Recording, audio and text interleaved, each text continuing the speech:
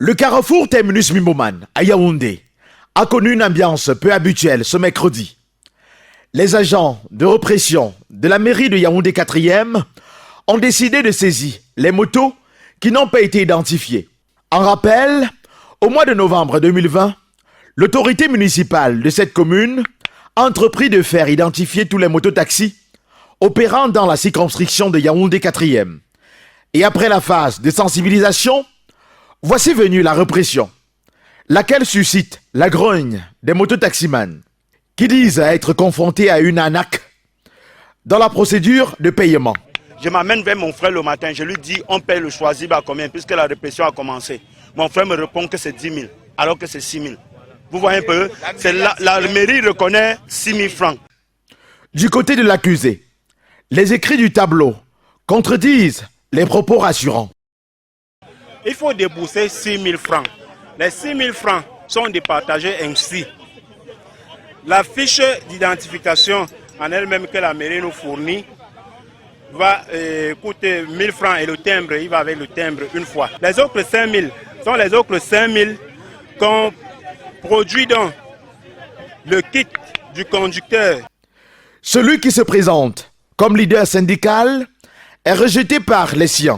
Notre frère que vous voyez là présentement, demandez-lui qu'il a voté président des motos au terminus. Mis à part l'argent au centre de ces désaccords, l'initiative en elle-même est progressiste. Vous savez, avec la grande fête de football que nous aurons, que le Cameroun va organiser d'ici le mois de janvier, il est question pour nous, les mototaximens, de se responsabiliser. On aura beaucoup d'étrangers chez nous dans notre pays. Si un étranger emprunte par exemple une moto pour aller voir un match dans un stade, il se retrouve peut-être qu'il est victime d'une agression d'un mototaximan. Ce n'est pas le mototaximan qui est le problème, c'est l'image du pays qui va aller. Donc il est donc question pour nous de se responsabiliser, d'emmener tout le monde, de se faire connaître. En fait, c'est ça l'importance, l'impact même de l'identification. En espérant que les vieux démons ne freineront pas le processus.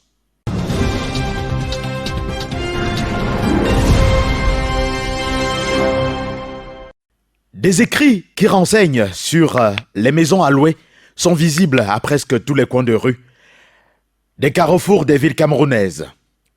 Cette occupation anarchique des poteaux électriques et murs des constructions par des affiches répond à un besoin criard dans le domaine de l'immobilier. Tenez par exemple, trouver un logement de son choix dans la ville de Yaoundé relève d'un véritable casse-tête.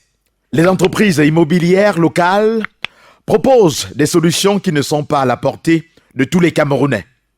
Du coup, les moins nantis sollicitent les services des démarcheurs qui jouent le rôle d'intermédiaire entre le bailleur et le locataire. Seulement, bien de brebis galeuses spolient cette activité en se substituant au bailleur pour faire chanter le locataire qui est dans un besoin pressant. Un domaine devenu le passe-temps favori de nombreux sans-emploi dans les villes camerounaises.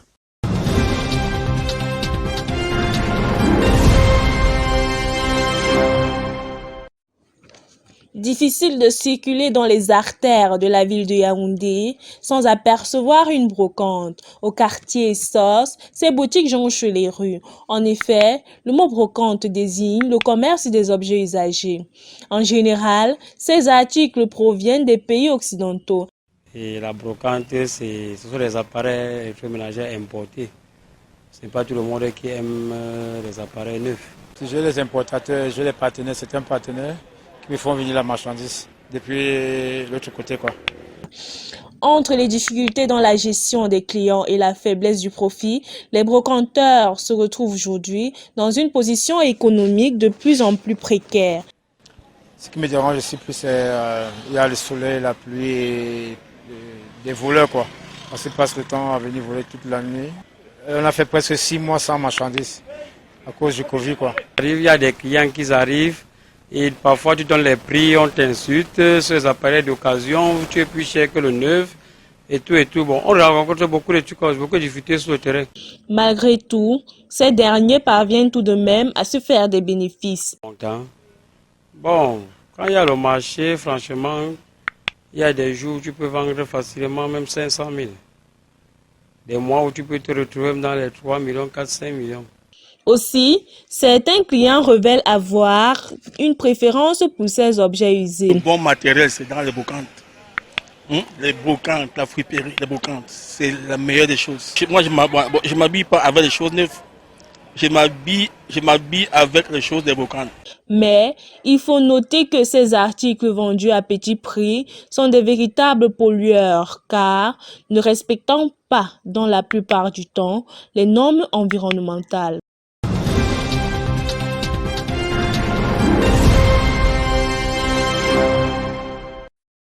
Voici à quoi ressemblent certaines rues de la capitale politique du Cameroun en cette période où les pluies sont devenues rares.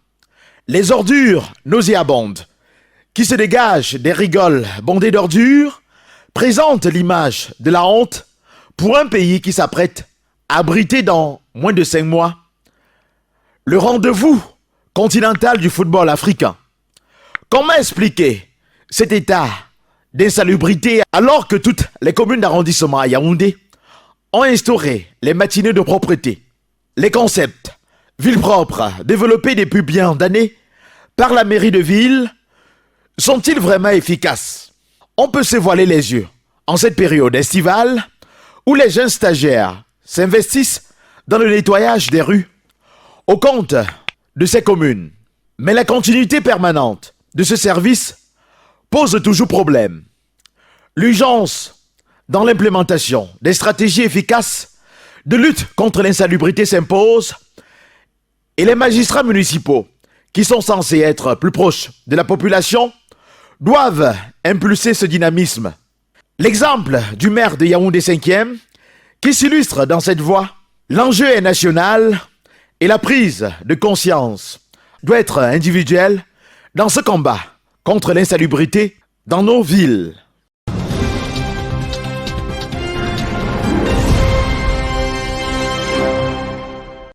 La fermeture des lieux de commerce lors des matinées de propreté est devenue un rituel. Nous sommes à Yaoundé 3e et c'est jeudi propre. En dehors des boulangeries et certains espaces qui proposent le petit déjeuner, tout commerce est appelé à ouvrir après 10 heures. Les agents de la mairie veillent au respect scrupuleux de cette mesure qui vise à lutter contre l'insalubrité dans la ville. Dans les marchés, des commerçants ont pris la pleine mesure de la situation et s'engagent chacun à nettoyer devant son comptoir.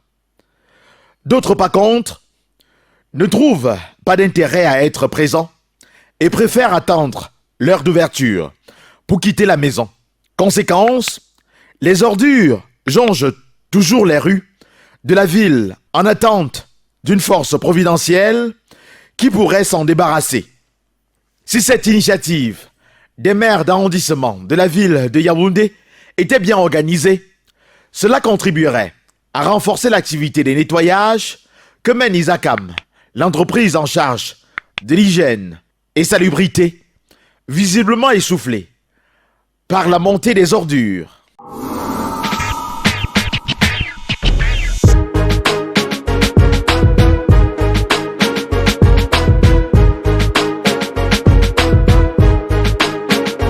Laissez-nous avancer. Laissez-nous avancer. Laissez-nous avancer. Laissez-nous avancer.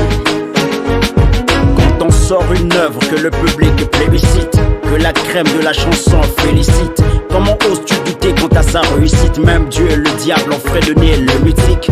Vos mauvaises langues ne prophétisent rien de bon. À force de nous haïr, vous finirez toujours second. Le génie redéfini prend forme sous le signe d'un son énorme et protéiforme. On n'est pas obligé de s'amouracher l'un l'autre pour reconnaître la valeur d'un travail bien fait. L'objectivité devrait prévaloir sur le ressentiment, mais tu me diras c'est de l'art. Si tu n'aimes pas, passe ton chemin.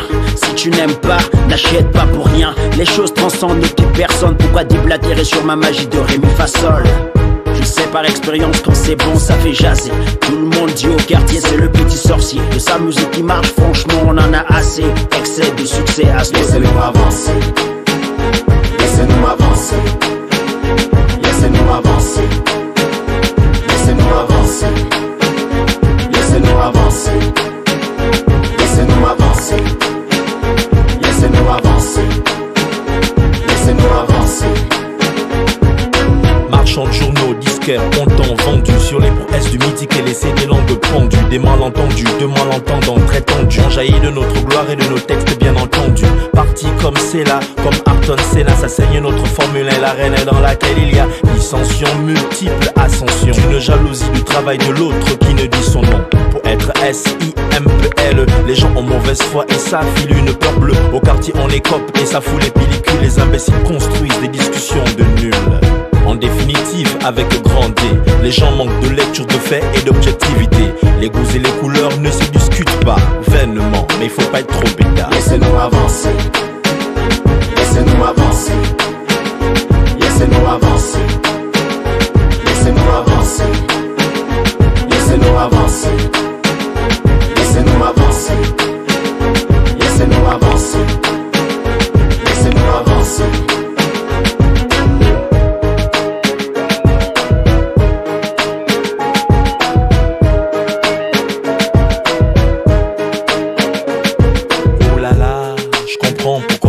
On fait flipper vos femmes à table à midi quand elles mangent. Regarde-toi Magenta sans forcer, tu crées des hits qui révolutionnent le rap et son industrie. Assassin, tu assassines le rap, te dis merci. Tu as des belles vidéos et les belles femmes t'apprécient. Tu oublies un peu trop vite ton histoire de petit colis qui fait que toutes les filles veulent visiter ton lit. C'est vrai, tu as trop raison. Les femmes adorent ce truc, elles ont des démangeaisons. Et quand tu poses, quand tu rappes, c'est du sérieux. C'est du texte, c'est du style et c'est furieux. Et tes musiques, l'effet de tes musiques donne des mots de tête à tout le public. Ok, à cette flatterie, tant mieux si ça nous sert. On essaie d'être humble et faire ce qu'on a fait. Laissez-nous avancer. Laissez-nous avancer. Laissez-nous avancer.